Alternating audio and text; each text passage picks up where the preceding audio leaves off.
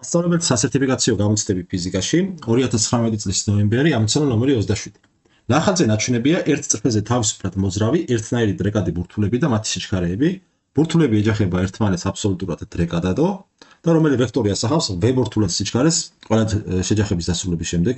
ასეთი კითხვა გვაქვს. კარგით, მოდით ახლა ესე მოვიცეთ. ეს ცოტა ასე გავადიდოთ და შევხედოთ რა გვაქვს. წარმოვიდა. ხო, ეხლა რადგანაც ჩვენ გითხრეს, რომ ერთნაირი დრეკადი ბურთულები არიან, შესაბამისად ამათი მასები ერთმანეთის ტოლი იქნება ყველა ბურთულასი. და გამომდინარე იქიდან, რომ მასები ერთმანეთის ტოლი არის, ну პირობითად თუ ავიღებთ x ღერცს ჰორიზონტალურად მარჯვნივ თუ მიმართავთ ასე.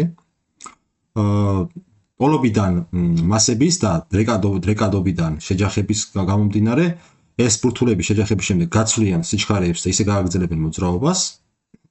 შესაბამისად, ახლა პირველი შეჯახება რომელ ბურთულებს შორის მოხდება, მაგას რო დავაკვირდეთ. ახლა გამომდინარე იქიდან, რომ პირველი სიჩქარე არის m-ის ტოლი, მეორე სიჩქარე არის პირველი სიჩქარე არის 2v, მეორე სიჩქარე არის v და მესამე სიჩქარე არის 3. ნუ თუ დავუშვებთ, რომ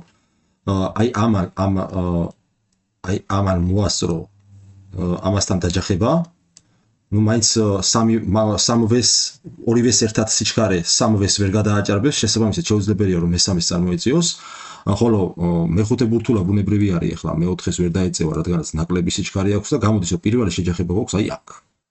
ხო? შეჯახების შემდეგ რა მოხდება? აი ეს მესამე ბურთულა გააგრძელებს აქეთ მოძრაობას 5v სიჩქარით, ხოლო პირიქით 5v სიჩქარის მქონე მეოთხე ბურთულა უკვე გააგრძელებს მოძრაობას აქეთ 3v სიჩქარით. და ეს რო გააგრძელებს, ახლა აქ თუ დავაკვირდებით.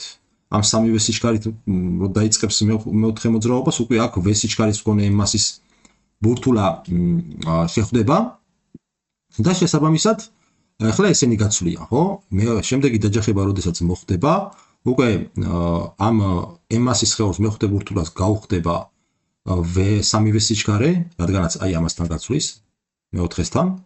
ხოლო პირიქით მეოთხე სხეულს უკვე v სიჩქარე გაუხდება ასე. ანუ აი ასეთი სურათი მივიღეთ მეხუთეს თვის. ეს კი შესაბამისად შეესაბამება e პასუხს.